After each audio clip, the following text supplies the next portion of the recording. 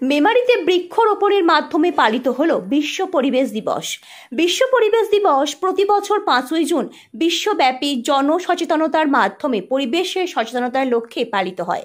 এই দিনটিতেই জাতিসংঘের মানবিক পরিবেশ সম্মেলন শুরু হয়েছিল। এই সম্মেলন হয়েছিল 1972 সালের 5ই থেকে 16 জুন অবধি। এই সম্মেলন থেকে ওই বছরই চালু করেছিল জাতিসংঘের সাধারণ সভা। তখন থেকেই প্রতি বছর এই দিবস পালিত হয়ে আসছে। দিবসটি প্রথম পালিত হয় 1974 সালে। 2025 সালের বিশ্ব পরিবেশ দিবসের থিম হলো প্লাস্টিক দূষণকে পরাজিত করুন। বাস্তুতন্ত্র, বন্যপ্রাণী এবং মানব স্বাস্থ্যের উপর প্লাস্টিক বর্জ্যের ক্ষতিকারক প্রভাব সম্পর্কে বিশ্বব্যাপী সচেতনতা বৃদ্ধি করার লক্ষ্য নিয়ে পূর্ব বর্ধমান জেলার শহর মেমারিতে বৃক্ষরোপণের মাধ্যমে পালিত হলো পরিবেশ দিবস।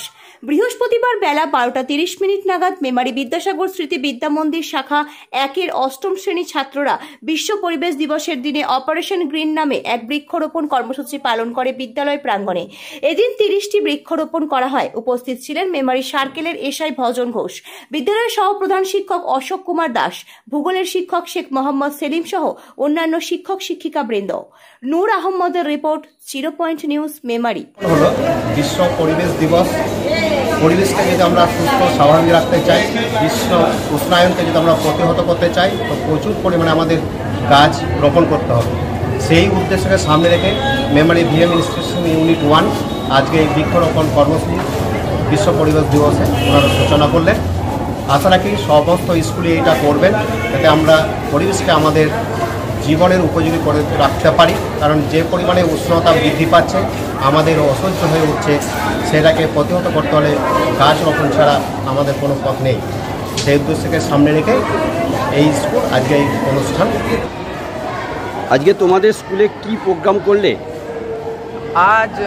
আজ হচ্ছে 5ই জুন বিশ্ব পরিবেশ দিবস। তাই আমরা ক্লাস 8 তিনটে সেকশন থেকে উদ্যোগ নিয়ে বিশ্ব পরিবেশ দিবসের একটা প্ল্যান অপারেশন গ্রিন, আমাদের প্রিয় ভূগোলের শিক্ষক শেখ মোহাম্মদ সেলিম স্যারের সঙ্গে এই প্রজেক্টটা নিয়েছিলাম, অপারেশন গ্রিন। কী জন্য করলে? আমাদের দৈনন্দিন জীবনে যে হারে প্লাস্টিকের ব্যবহার বেড়েছে, তাতে আমাদের মানুষের যে জীবজগৎ, আমাদের বায়োডাইভার্সিটি অনেকভাবে নষ্ট হচ্ছে। এর জন্য স্যার আমাদের বলেছিলেন গাছ লাগাতে, এবং আমরাও জানি যে গাছ আমাদের অনেক উপকার করে, অক্সিজেন দেয়, মেডিসিন তৈরিতে সাহায্য করে, অক্সিজেন ছায়া দেয়, অনেক কিছু। সুতরাং ওই জন্যই আমরা অপারেশন গ্রিনের জন্য উদ্যোগ নিয়েছি। এই অপারেশন গ্রিন নামটা অপারেশন সিন্দুর নামের সাথে একটু মনে হচ্ছে মিল আছে, এই জন্য কি নামটা রেখেছো? এইটা আমরা ঠিক বলতে পারবো না, এইটা সেলিম স্যারের। এই তো তোমরা গাছ তো স্কুলে লাগালে, তোমার বাড়ির চারপাশেও কি এই ধরনের উদ্যোগ তোমরা নেবে? অবশ্যই। কী নেবে, উদ্যোগটা কীভাবে করবে? অবশ্যই গাছ লাগাবো, তারপর প্লাস্টিকে জমা থাকে অনেক জায়গায়, সেই প্লাস্টিকগুলো পরিষ্কার করবো। Basically our aim is to reduce the usage of plastic. Selim, Memari VM institution unit 1-এর ভূগোল বিভাগের শিক্ষক। পরিবেশ সম্পর্কে এই বিদ্যালয়ে বিভিন্ন সময়ে বিভিন্ন কর্মসূচি নেওয়া হয়। প্রধান শিক্ষক সহ পরিচালন সমিতি এখানে বিভিন্নভাবে সাহায্য করেন। আজকে সহকারী প্রধান শিক্ষক ছিলেন। আজকে সম্ভবত 53তম বিশ্ব পরিবেশ দিবস। 1972 সালে সুইডেনের স্টকহোমে এই পরিবেশ সংক্রান্ত আলোচনা প্রথম শুরু হয়। 143টি দেশের সঙ্গে যুক্ত হয়।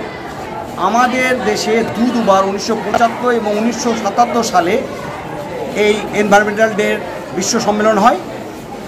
বর্তমান যে 2025 সাল, এই 25 সালের মূল থিমটা হচ্ছে এন্ডিং অফ প্লাস্টিক পলিউশন।